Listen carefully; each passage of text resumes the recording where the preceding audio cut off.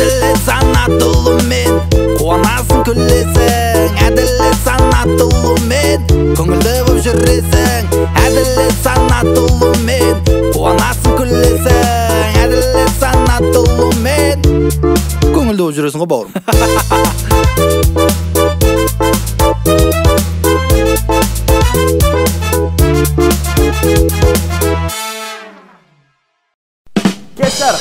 Кеш жарық достар. Айтпақшы біздікі күндізгі студия екен ғой. Күн жарық деген сөз бар ма? Мейлі, күндізгі студия Әділет Санатұлы, Сәкен Бен, қошеметтеріңіз. Бір-екі бірашқа албалы көрге чапалағыр отыратын. Мейлі, шоу-бизнес жаңалықтары. Шоу-бизнес болған кезде бұрын енді шығарған әзілім. Бұрын айтатын жер таппадым. Дәл осы студияда айтып көрейін. Қызық болса да, өзіме баяды қатты қызық болған. Әлем Бен тобын көбісі Байзақованың клипіндегі әнші балалар деп ойлайды екен. Көбісі білмейді, Бақытқали Қонысбаев деген әнші бар екен. Қызық лайф бағдарламасында Марат Оралғазин болмаса, халық қай жерде шапалақ ұру керектігін білмей отырады екен. Ендеше сіздердің қошеметтеріңізбен күндізгі студияның алғашқы қонағы, әнге қарағанда әзілдері хит болып жүрген, новый құлақ болса бұрынғы әзілдерін жаңадан шығарған құсап айтатын, фантастикалық мидың егесі, өте энергичный, керемет, жарты ғасыр өмір сүрген шал, менің ағам Нұрлан Еспанов. Нұрлан ағам керемет, бұдан артық не керек? Айлы болып жүр, нұрын себелеп. Ой, рахмет. Петичкаларым жүді ауыр екен, ең кеуге қорқып отырмыз. Қош келдіңіз, Нұрлан аға. Ой, рахмет. Мына жерде өтіп баратырым, кіре салдым. Көш жерде бар дегеннен кейін. Күндізгі студия деп ашып атында, бірінші бағдарламаның қонағы сіз. Ойбай, бағдарлама ма? Иә, бағдарлама. Үшедері алдын ала айтпайсыңдар ма? Бір киініп келетінен қой дұрыстап. Өтіп баратып не болды? Өтіп баратып кірдік қой. Негізі Нұрлан Қойынбаев шақырғанбыз, ол кісі телефон алматсасын сіз шақыра салдық десе ойнап айтам. Мен жақсы көретін ағам, бұл кісінің әңгімелерінің бәрі енді фантастикалық әңгіме. Сіз үшін арнайы киініп келдім, қалай бір? Бір періште ұқсап киініп алып. Мына киіммен көшеге шығып кетіп жүрме, мына қолыңдағы сағатты көрсе, мына аяғыңдағы туфли, не деген туфли? Менің жаңа жылдық қызымның көйлегі сияқты. Мына дайын ломбардсың ғой сен жүрген. Өлтіріп кетуі мүмкін еді, Аллаға шүкір. Аяқ киімді арнайы ломбардтан шығарып алдым ғой сізбен сұхбаттасайын. Көп нәрсеге байлануға болатын аяқ киімді бар ғой. Не деген сұмдық мынау. Гүл қойып қоюға болады ғой, ішіне білесің. Ішіне топырақ салып, қымбат гүл болып тұрады да, алдына қойып қойсаң. Не жаңалық енді айта беріңдер? Жаңалық сол сізден сұрайын деп жатыр қой. Өткенде түнгі студияға бардыңыз, жаңа жыл бағдарлама. Бір халат сияқты екен мына костюмің сенің аппақ. Періште ұқсап отырсың ғой аппақ. Біз ұялып қалдық қой мына киіммен. Сізге ризамын кәдімгі. Мен әдемі көрінейін деп осы бағдарламада қарапайым болып келгеніңіз үшін. Енді сұрақтар жазып келдім да, бір күшті журналистер болады ғой. Мен сұрақ қойып отыратынша. Бірінші сұрақ қойайын. Мінезіңіз ауыр ма деген сұрақ бар. Былай жайғасып отыра берсем болады ма? Иә, смело. Мінезіңіз ауыр ма дейсің ба? Иә. Мінез ауыр емес менде. Просто ана өткенде түнгі студияның жаңа жылдық бағдарламасына көрдім де, бір ашулана отқан сияқтысыз ғой, кішкентай кубокқа бұла. Негізі Жаным ашып кетті, дәу кубок сатып алып берейін бары. Мен бір бағдарламаға барсам, уайымдап барамын да негізі. Мына бағдарламаға барғаннан кейін кішкене әйтеуір адам деген сөйлеп отыру керек, бағдарламаны қызықтыру керек. Көбінесе айтады ғой, Инстаграм желісіне салсаң, бағдарламада сәлі бір жаңағы серьезно көрініп қалсаң, бәрі жазып жатады. Ойбай, Нұреке өзінше осыны әшейде сөйлейтінен неге сөйлемейсің деп. Негізі кей кезде бүйтіп ойлаймын, мен көңіл жүрем ғой. Біздің де қайғыратын сәттер болады, негізі мұңаятын сәттер болады. Ал мұңайғанын не қыламын мен көрсетіп. Жайлап кей кезде Инстаграм желісіне сап қоятыным бар. Андасында бір ақылды сөздер болады ғой. Онда өзіміз жазбаймыз ғой енді. Мойындау керек. Онда бір көріп отырамыз, бір ұнап қалғанда, иә, ұнап қалғаннан түсіріп аламыз да, үстін қырқамыз да, астын қырқамыз да, жайлап өзімізге әкеп қоя саламыз ғой. Енді халыққа ұнайма деген ой ғой жалпы. Мінезім былай, мінезім туралы айтатын болсам, мен үйде мүлдем сөйлемеймін. Үйде мүлдем сөйлемеймін мен. Ал көшеге шығып кетем ба, жалғыз жүре алмаймын. Бәрін жинап алуым керек қасыма, барлығына әңгіме айтып отыруым керек. Мен мына 10 адаммен, 10 адаммен сөйлесіп тұра берем да мен. Біреуіне сұрақ қоям, біреуіне жауап бере берем, біреуін тыңдап. Бұрыннан араласатын адам кісі әңгіме айтып. Мен айтамын ғой, бұрын соңды айтатынмын, мен өлтіру оп-оңай деп. Ешкіммен сөйлестірмей бір күн үйге қамап қойса бір бөлмеге, мен өліп қалуым мүмкін. Бірақ негізі айтып жүрдім да, мына пандемияның уақытында қанша уақыт отырдық қой үйде. Әңгімеміз таусылып қалды ғой, білесің ба? кімге не айтарымызды білмей қалдық қой. Бір күні үйде интернет өшіп қап, ой, ал авиарежимге қойсай. Осындай болып тұрады. Біздің өте нашар бағдарлама. Иә, ештеңе қой. Бір күні интернет өшіп қап үйде. Үйде интернет кешке таман 4 баланы ма, 3 баланы ма қосып қойып жататынбыз ғой. 2 сағат, 3 сағат сөйлесіп та, ол да бітті ғой. 1,5 айға ғана жетті ғой. Сонымен 1 жылда әңгіме өзгеріп, не айтатынымызды білмей, жаңағыдегі тез пандемия бітсе екен деген әңгімеден басқа ешқандай әңгіме қалмады ғой. Бірақ юмор өзінен өзі шыға берді. Сол пандемияға байланысты юморлар шыға берді. Оның бәрін айтатын болсақ, енді бағдарлама жетпеуі мүмкін. Мен анау бізде қызықты оқиға болған, өткенде Тұрсынбек Қабатов айтып жатыр ғой, сіздің қызықты оқиғаңыз барлық жерге шығып кетті ғой. Тура сондай оқиға болды примерно. Осы Нұрлан ағама мен бір таныстарым звондады да, әділет Нұрлан ағамен араласасың ғой, бір той жасап жатыр еді, бір 150 мың теңгеге шығып бере ала ма? Білмеймін, қазір сұрап көрейін деп Нұрлан ағама звондаймын ғой. Нұреке, 150 мыңға бір той болып тұр, шығып бересіз ба десем, Нұрлан ағам маған бүйтеді, әділет сол 150 мыңды саған беріп үйде отыра берейінші деп. Жоқ, адамды ренжітіп та вообще. Жоқ, қайтемін, ренжітуге ұялдым да. Жоқ, бұның жоқ, әділеттің айтып отқан тойы бұл жақын жерде емес та, мен басында 150 мың теңгеге құлағым елеңдеп қалды. Сосын менен жаңағыдегі сұрадым ғой, адресін сұрадым ғой енді. Мекен-жайы қаяқта, той қай жерде болады деп сұрап едім. Осындай жер деп еді, ойланып тұрып, глобустың ана бетінде екен ғой дедім. Бұл түсінбеді, қинай берді, кек бетің іш деп. Ой, Әділетжан, ол жақын емес екен десем, одан сайын түсінбейді ғой, келіңізші сызысын қайттым. Әділет айналайын, 150 мыңды беріп өзім үйде отыра берейінші мен. Сен қаласың 150 деген ғой. Соны бұлар енді әзіл көреді ғой. Мен басында айтып көрем ғой. Жайлап айтып көрем да. Бұлар енді қалай енді білмеймін енді. Бұлар түсінгісі келмейді ғой. Менің келетінімді біледі да түбінде. Анау, мына біздіңкі күндізгі студия деген бағдарлама ғой. Өткенде түнгі студияға бардыңыз. Мен сіздерге айтайын, құрметті көрермен, түнгі студия бағдарламасы күндіз түсіріледі. Біздің күндізгі студия бағдарлама түнде түсіріліп жатыр. Нұреке, сізге сұрақ, Нұрлан Қоянбаевпен қалай араласасыз? Жақсы араласасыз. Бауырым ғой, інім ғой. Просто сол кісінің келесі бағдарламаға шақыру керек еді. Мен енді сізге емес, бір көрермендерге осы видео, осы біздің YouTube-қа салған видеомыз 30 мың лайк жинаса, 30 мың лайк деген нормально ғой, уже просмотр бір миллион ба сондай болып қалады. Сол кезде сізге звондасақ, Нұреке 30 мың лайк жинады, Қоянбаев мырзаға звондап, біздің студияға қонақ бол деп сөйлесіп бере аласыз ба десек, сөйлесіп бересіз ба? Егер лайк басса.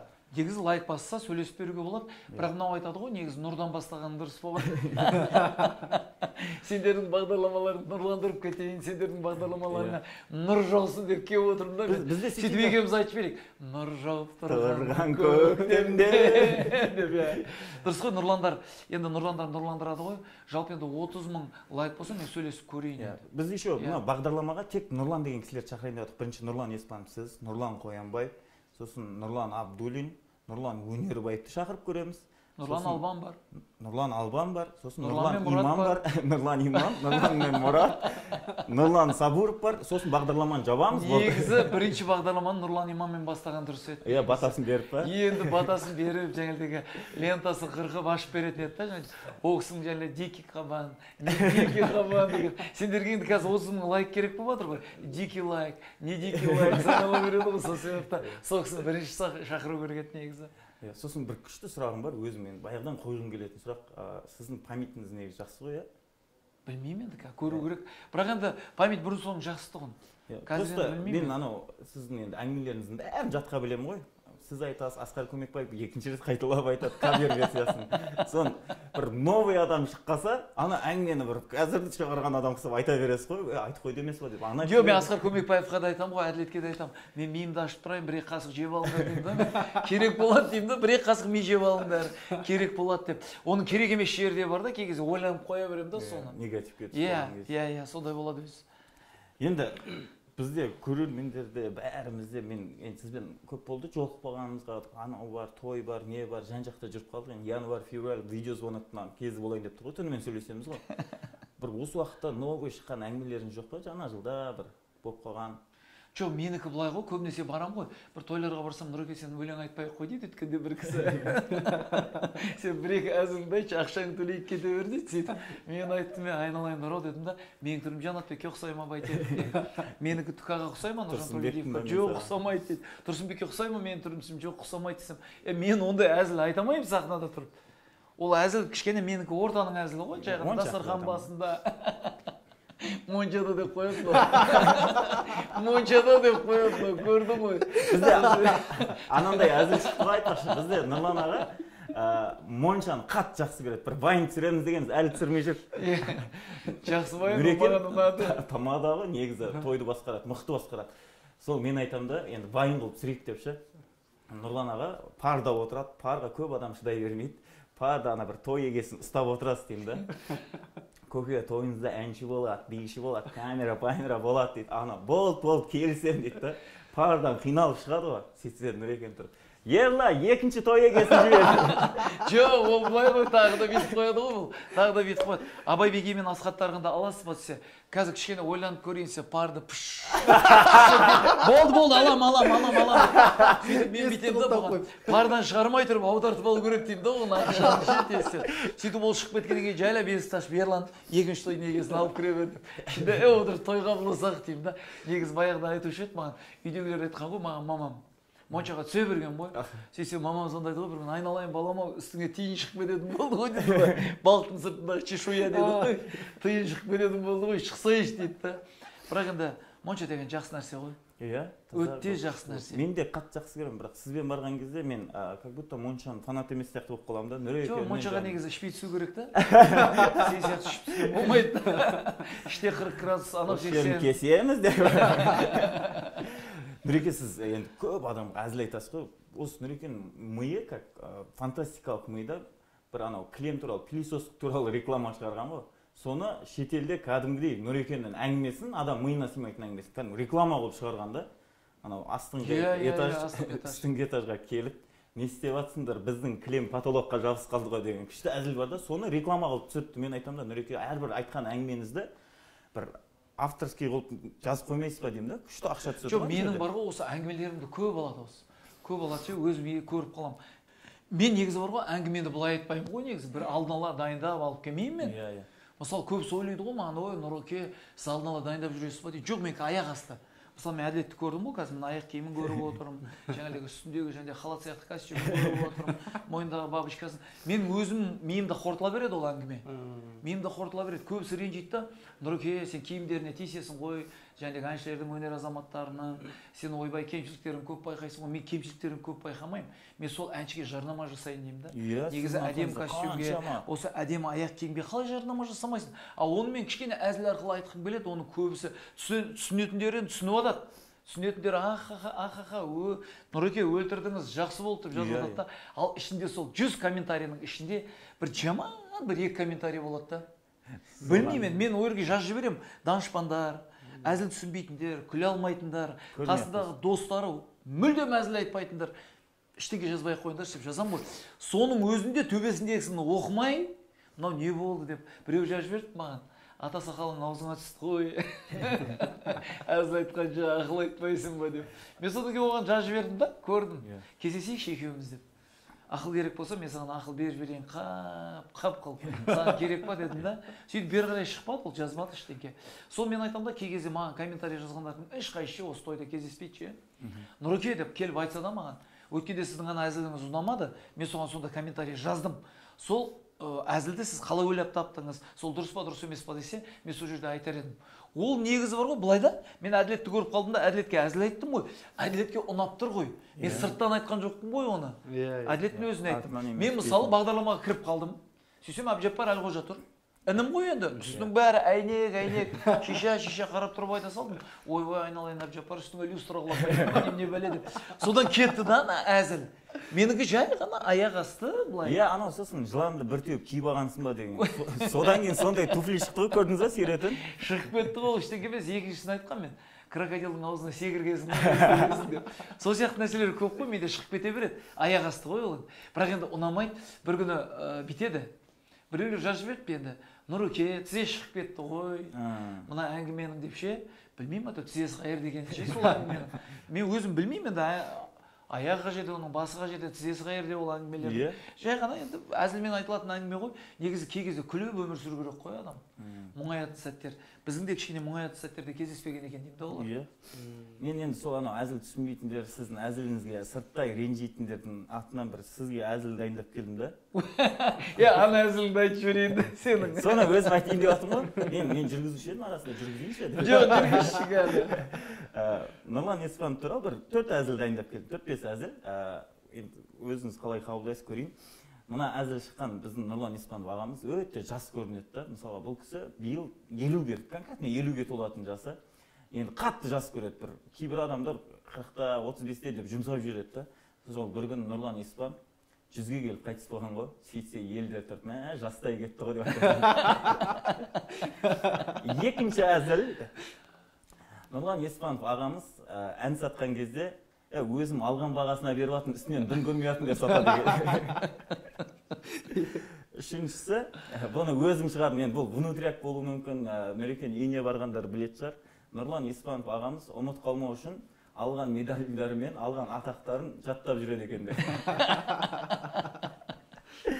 Егер Нұрлан Еспанов ағамыз футболист болса, допты пас бермей ойнайды екен. Себебі әңгімені пассыз айтады деген. Соңғысы, бұл енді Нұрлан Еспанов ағам қатты жақсы көремін. Нұрлан Еспанов ағамыздың сүйікті тамағы палау. Нұрлан Еспанов ағамыздың сүйікті әншісі Нұрлан Еспанов. Негізі сүйікті әншіңіз бар ма? Сүйікті әнші көп қой негізі. Жоқ, ана мына сүйікті әнші деп айтылмайды ғой. Әртүрлі ән еліктейтін әнші, әндер ұнайды. Мысалы, әртүрлі. Мысалы, көп қалай айтсақ болады. Бізде қазір қазақта талантты адам мен талапты адам шатастырады. Творчестволық бақыт пен творчестволық табыс шатастырады. Мысалы, талантты адам мен талапты адам деген кім жалпы? Талантты адам еріншек келеді. Мүлдем еріншек келеді. Оның қасында талапты адам жүру керек та. Талапты адамның кемшілігін байқай береді. Сөйтеді де Инстаграм желісіне, әлеуметтік желіге өзі шығарып жібереді, өзі танымал болып алады да. Енді мысалы халыққа танымал болып кеткенімен халықтың өнерге деген сезімін өлтіреді да ол. Иә. Сол себепті творчестволық бақыт пен творчестволық табыс деген ол екі нәрсе. Соның барлығын зерттедім де, ол туралы айтатын болсақ, жеке бір бағдарлама керек. Кей кезде бір өкінетін де сәттер болады, қуанатын да сәттер болады. Жалпы енді менің қуанатыным тек қана өнердегі жүрген азаматтар мен азаматшалардың жетістігі. Жалпы мақал бар, бос өткізген уақыт қылмыс деген. Менің Дулат деген інім айтушы еді бұрын соңында. Дулатқа әкесі айтады екен. Бос өткізген уақыт қылмыс деп. Сол себепті бізде енді кішкене бір жетістікке жеткеннен кейін адамдарда еріншектік пайда болады ғой. Ол еріншектік деп білмеймін. Мен кей кезде бұрын соңды айтушы енді мен өзім қазір қарап, мысалы әділетте қазір танымал болып кетсе, әділет енді қалай айтсақ болады, мына бағдарлама жарыққа шығып кетіп, 30 мың лайк жинап, менің отқан жерімде Нұрлан Алман отса, Нұрлан Қоянбаев отса, Нұрлан Иман келіп отса, бұл да кішкене жұлдызды ауруға шалдығуы мүмкін. Жұлдызды ауру деген ол не? Ол еріншектік. Кішкене бір тәкаппарлық деген сөз. Ол кезде бұл тайға қалай айтсақ болады, ол кезде әділет кішкене таңдап шақыратын болады да адамдарды. Басып бастау ғой. Мен айтамын да, кей кезде барлық бірінші бағдарламаға мен барып беретін тұғым бұрын соңды. Сөйтіп бағдарлама ашылады, ол бағдарламаның жұлдызы жанады. Жәнедегі жүргізіп отқан азаматта үлкен телеарналарға жұмысқа кіріп кетеді да, мені ұмытып кетеді ғой. Хабарласпай. Астанада не деген, мысалы менің інілерім отыр да. Мысалы Инстаграм желісінен көріп отырады олар менің Астанаға келгенімше, бірақ хабарласпайды ғой. Мен айтамын да, мен өзім барып, өзім күтіліп кететін адаммын да. Мені күтудің қажеті жоқ. Менде дос көп жалпы. Дос көп. Шынымды айтайын. Кей кезде шатастырамыз ғой біз. Мынау айтады ғой, дос деген, жолдас деген екі бөлек нәрсе. Мына бір әншінің әңгімесін естіп қалдым осы жақында. Негізі гардеробымды ашпасам көп деген киімдер тұр. Достарда киім сияқты екен ғой, біреу ескіреді екен, жаңасын алады екенсің, жаңылдегі керек емесін шығартпасайды екенсің дейді да. Ол досқа арналған әңгіме емес, ол жолдасқа арналған. Жолдан қосылған азаматтар сондай болады. Ал дос деген ол бала кездегі досың, оның ешқандай зияны жоқ қой. Сол үшін жәндегі достық пен жолдастықты кішкене әйтеуір қалай айтсақ болады, дұрыс түсінген дұрыс деп ойлаймын. Өте күшті. Біздің енді типа түнгі студия сияқты бағдарлама, ол әлемдік деңгейде ғой, Америкада бар, Россияда болған, жауып зат. Қазақстанда түнгі студия қайттан ашылып, қайттан жүріп жатыр. Түнгі студияда білесіздер, әртүрлі ойындар ғылым докторы деген бар да. Бізде бір түрлі ойындар ғылым докторы бар еді. Бүгін мамасы жібермей қойды ма, әйтеуір жұмыс жібермей қойды ма, келе алмай қалды. Сосын өзім сізбен ойын ойнайын деп жатырмын. Мен бағдарламаның тақырыбы бір ойында дайындамадым. просто ойнау керек болған соң бір сулифа ойнай салайық. Ойнамайық, мен мына жерде жата тұрайын да ғой. Жақсы екен, дивандарың бір атылай. Соткадан бір бәле ойнай салайық. Демалып, сен негізі бар ғой күндізгі студияда қоймай қойын керек еді. Демалып, отырып айтатын әңгіме деп қою керек. Жоқ, сізге андай бағдарлама ашу керек сияқты. Ән мен әңгіме деген ше. Ән мен әңгіме. Мен осы туралы айтып кетейінші, осы жақында мен гастрольдік сапарға шықсам деп отырмын. Жақсы жаңалық айтып өтейін сіздерге. Білмеймін енді халыққа ол ұнай ма, ұнамай ма. Жалпы өзімді көрейін деп отырмын. Ән мен әңгіме деген гастрольдік сапарға шықсам деп отырмын. Ән мен әңгіме деп атын қойдым. Бірақ та енді ол қызық болады деген ойдамын. Қазір мен көптеген сценариймен жұмыс жасайтын азаматтарды жинап отырмын. Ертеңге жинап отырмын. Барлығы маған ұсыныстар айтып отыр. Нұреке, былай қылсақ қалай, былай қылсақ қалай. Оны мен бағдарламада айтып қойсам, жалпы қызық болмай қалуы мүмкін. Сол себепті қымбатты көрермендер, YouTube арнасынан, мінекей Әділеттің бағдарламасынан мені көріп отырсаңыздар, сіздер келіңіздер. Мен осы қалай айтсақ болады, наурызда бастайын деп отырмын оны. Март деп айтайын, наурызда бастайын деп отырмын. Бүкіл Қазақстанға шықсам деп отырмын. Ал концерттің аты ән мен әңгіме. Әр өлеңнің арасында деп айтпай ақ қойын, бір 3 ән айтып, 2 ән айтып, арасында сіздерді барынша күлдіруге, концертті қызықты қылуға тырысамын. Анандай тойда айтады ғой сізге, ән емес әңгімені айтып кетші. Ол концертте де сөйтетін сияқты. Әңгімелердің арасында 1-2 ән айтшы деші. Біреу тоқташы, ортасында. Әнімді қоя тұрып, үйден ютубтан тыңдап аламыз деп. Мен оны сұрай салам ғой, үйіңіз қайерде еді, бара салам, үйде отырып әңгімелесейік деп ше. Сол себепті маған көп кездеседі ондай. Мен келген сайын тойға барлығы айтады маған. Нұреке, 1-2 әңгімеңді дейді да, мен қалай шақырдыңдар? Мен ән шығып шақырдыңдар ма? Жоқ, басқа жағынан шақырдыңдар ма? Былайша мен енді менің әзілдерім жалпы енді тек қана өзіміздің отырыстарда айтылатын. Иә, Құдай қаласа, құрметті достар, Нұрлан Еспанов ағамыздың ән мен әңгіме концерті бүкіл Қазақстанда болады. Біз қызметте боламыз, ағамыз бізді тартып жатыр, біз ағамызға көмектесеміз всегда. Келіңіздер, бір күшті, енді ол жерде ешкім өкпелеп қайтпайтын шығар. Бір шоу бағдарлама, Нұрекене сенеміз, всегда ақкөңіл, всегда ашық адам. 50 жасыңызда осы концертті беріңіз.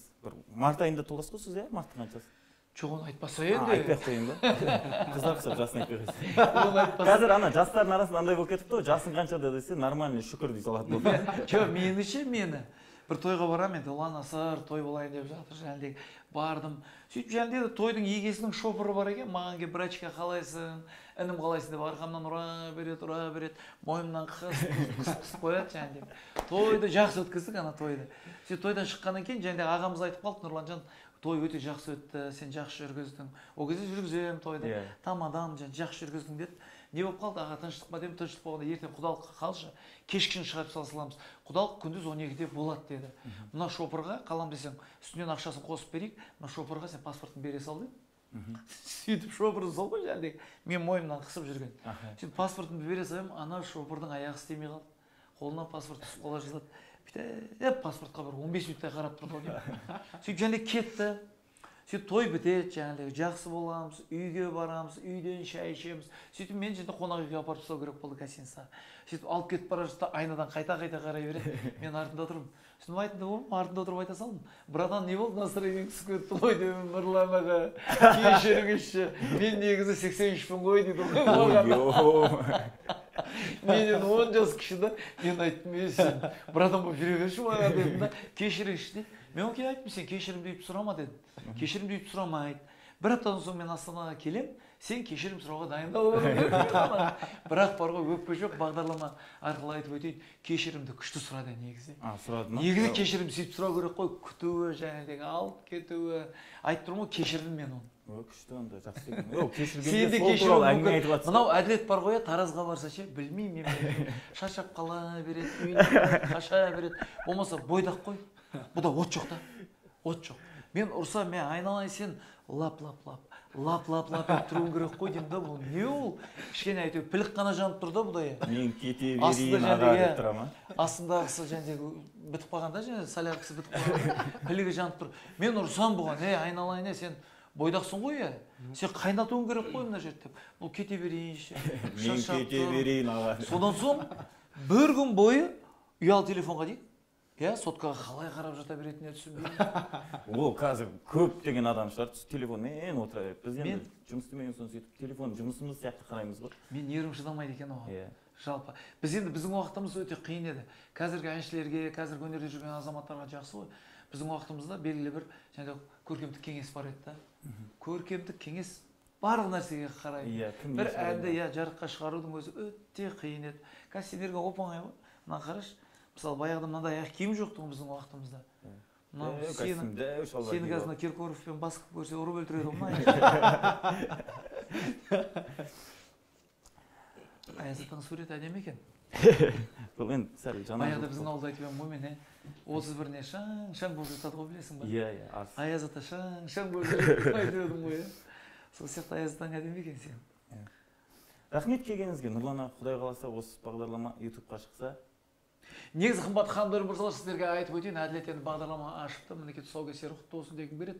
Әділет, осындай бағдарлама негізі халыққа керек, үйде отырып көретін. Қазір таңда барлығы демей-ақ қойыншы, енді басым көпшілік осы YouTube арнаны көріп отыр ғой, енді YouTube арнаң Құдай қаласа жарыққа шығып, ал жұлдыз болып кетсең, жақсы болып кетсең, мен ұмыт кетіп жүрме. Бірақ енді қымбат ханымдар мырзалар, шегелеп өтейін, мынау бірінші бағдарлама, тұсаукесері. Көрдіңіздер, мынау бірінші петличка, мен мойнымда тұрған. Өте ауыр екен. Еңкесем құлап қалам ба деп отырмын. Содан соң міне қарай сүйеніп отырмын ғой былай. Дұрыс. Әділет. Мысалы, мен Әділеттің көбінесе тиісем ғой, мұрнына тиісем. Мұрныңның көлеңкесінде 4 адам шай ішіп отыра береді ғой. Шашы бүйраланып жүрген кезде пальмаға ұқсадың деп. Бір аяғыңнан бір отырғызып қоя салатын екен жерге деп ше, мысалы. Көп тиісіп жүрдім ғой. Мен Әділеттің өзім байқадым да талантын. Негізі талап та бар, бұда талант та бар ғой енді. Сол себепті мен өзім айтқан болатын бұған. Айналайын Әділетжан, сен бір нәрсені қолға алсайшы. Сен талантты азаматсың ғой. Ал бүйтіп жүре берсең қақып кетесің деп. Негізі өмір деген не? Өмір деген күрес. Күрес. Ешкімге өкпелеуге болмайды. Бұл қазір өкпелеп жатып алса, анау ананы істеп қояды, мынау мынаны істеп қояды. Сосын бұның бір белгілі бір ойы біреулерге айтқан бір жерден шығып қалуы мүмкін. Сол себептен соған өкпелемес үшін мен бұған өзім айтқан болатын, өзің жаса бәрін. Өзің жасамасаң болмайды деп. Сол себепті халыққа айтарым енді, бірақ енді жаман комментарий жаза бермеңіздерші астына. Өткенде біреу жазып жіберді маған бар ғой. Енді шәр дегенді айтпай-ақ қояйын. Қойды қалай айтайын енді? Қойды айтқан кезде, астына жазған кезде бір жазады ғой шәлдегі. Көпше тұры ғой қойдың, не дейді оны айтшы. Мал деп. Не болды, қиналып кетті, бұған да жазады ғой негізі, біліп отырмын. Сол маған жазып қойды енді. Мал деп жазып жіберді, мен айтмай бір қошқар деп жазып жүрмейсің ба одан да дедім. Сонымен ұстап алдым. Сөйтіп ұстап алдым да барып іздедім мен ол кісіні. Мен мал деп жазып жіберіпті комментарийға.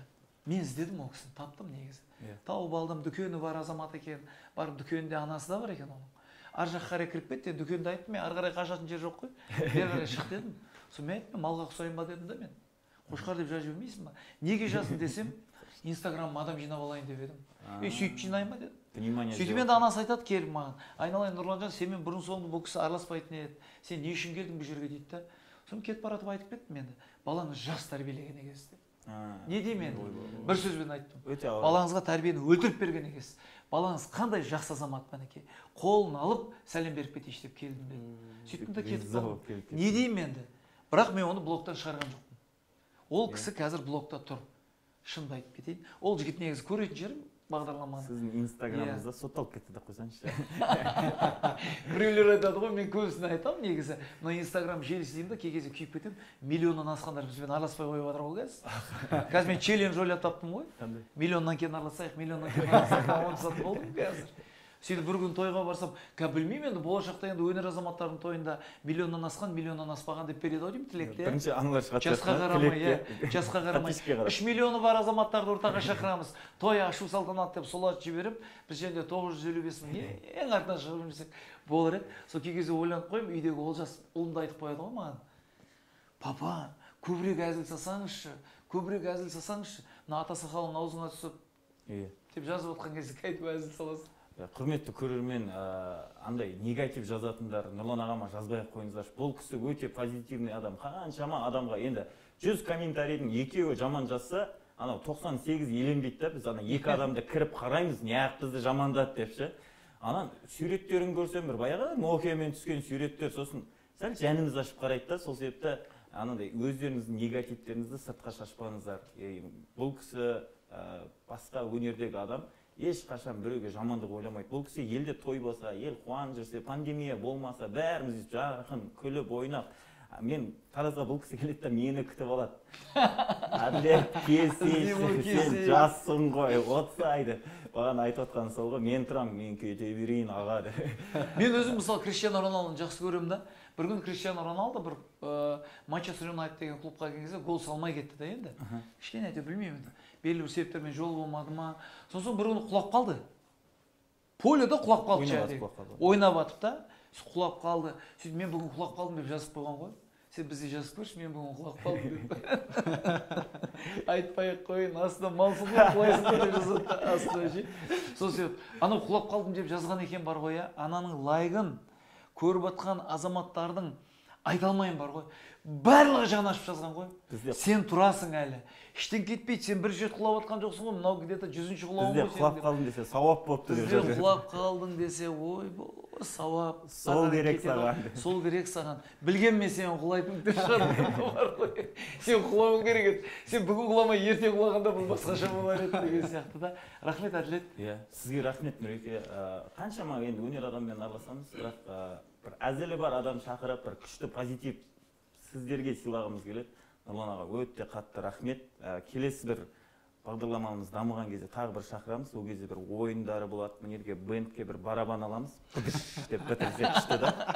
Анау түркістанский бос прашка ғой, алып алдық әйтеуір, әндері жақсы деп. Иә. Сол үлкен рахмет, Нұреке. Негізі осындай бағдарлама, осы бағдарлама бар күшті болады. Иә, мен шықпаймын, енді осы жерде жатып бірақ ұйықтап кетсем ба деп. Осы бағдарламада талабыңа нұр жаусын. Мысалы, керемет. Негізі осындай бағдарламалар бар. Негізі осындай бағдарламалар шынайы болады негізі. Мен саған айтып тұрмын ғой, дәл осы жерге келгеніме өзім де қуаныштымын. Шақырып тұрыңдар. Кеп тұрамыз негізі. Мен ойлаған жоқпын, негізі бүгін бар ғой, не болар екен, Әділет неге шақырып жатыр екен деп. Қазір бағдарламада жай ғана айтып жатыр ғой, өзі әп-әдемі болып киініп, неяқтаған әп-әдемі болып киіндіріп қойып, қолына гитара беріп, мені жай шақыра салды. Мен көшеден келе салдым. Бірақ енді бастысы киім емес қой. Бастысы жүрек, бастысы әңгіме, бастысы ниет. Негізі көзқарасымыз тура болсын. Сізді баяғы жұлдызбен жүздесуден бастап жақсы көреміз ғой. Рахмет. Сол анау Шөмбеде Жанызбек баланың аты. Ой, бой. Сол қаяқта. Федоржан. Негізі жақсы көру және оның жолдары деген кітапты жақсы оқыған жігіт қой мынау. Білесіздер, сол себепті көріп тұрыңыздар. Ендігіде келген кезде бір белгілі бір әдемі әңгімелер дайындап, әзілдер дайындап, бір стендап сияқты бір жақсы әңгімелер. Сен енді стендапта жақсы шығасың ғой. Сол себепті осы стендаптар дайындап, екеуміз белгілі бір кішкене әйтеуір батыл жасамасақ та, кішкене өзімізге өзіміз қуаныш сыйлап, сол қуаныш арқылы халықпен жүздесіп, солай бір жақсы бағдарлама ұсына бер. Әділетжан, айналайын рахмет. 23 сізге табысты жыл болсын, Нұреке. Рахмет. Концерт деп бастап қалыңыз. Мен де стендап концерт берейін деп жатырмын. Менікі съемочный ашын, 30-40 адам. Бірақ ютубқа салынады, көрдіңіздер. Рахмет, Нұреке, жаным ашын. Рахмет. Бір бәле ойнамайсың ба? Әділет санаттылы. Әділет санаттылы. Әділет санаттылы. Әділет санаттылы.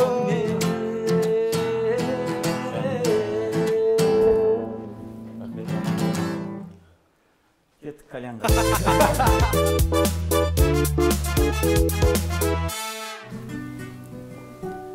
Бұл ән болғанда менікі әңгіме, әнді мыналар айта береді ғой. Короче, 2 жыл бұрын, 2 жылдан асса да мүмкін, мен енді конкретно уақытсын білмеймін, баяғыда бір досым болған, екеуміз қатты араласқанбыз. Давай досым бір бүгін отырайық, демалайық, бір жерге барайық деді. Екеуміз енді отырдық, демалдық, бір жерге бардық. Отырған, демалған адам не істейді? Енді сәл нәпсіміз мазалап, бір ата-анасының тәрбиесін көрмеген қыздарды іздей бастадық. Оларды тез тауып алдық, ақшам болса тез табылады екен ғой ата-әңгіліктер. Сөйтіп тауып алдық, шақырдық, отырдық.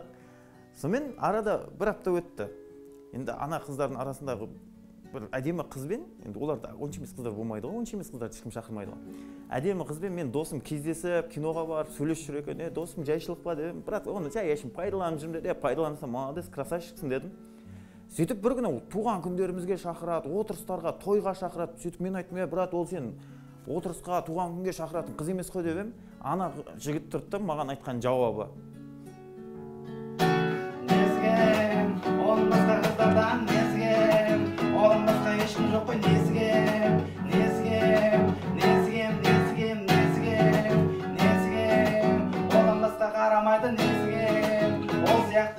берамайды несігем, несігем, несігем, несігем, несігем. Ей, брат, несі кем болған кезде оның біраз жері кем ғой, ол саған лайық емес.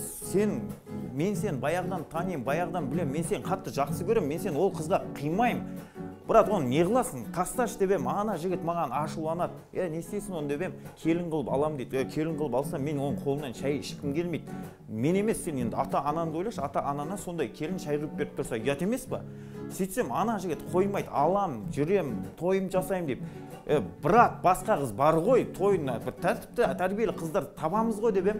Сол кезде ана жігіт маған ашуланып, мынандай сөзді айтты. Несігем, оның басқа қыздардан несігем, оның басқа ешкім жоқ қой несігем, несігем, несігем, несігем, несігем, несігем, басқа ешкім қарамайды несігем, ол сияқты бере алмайды несігем, несігем, несігем, несігем, несігем. Енді арада бір 2 жылдан аса уақыт өтті.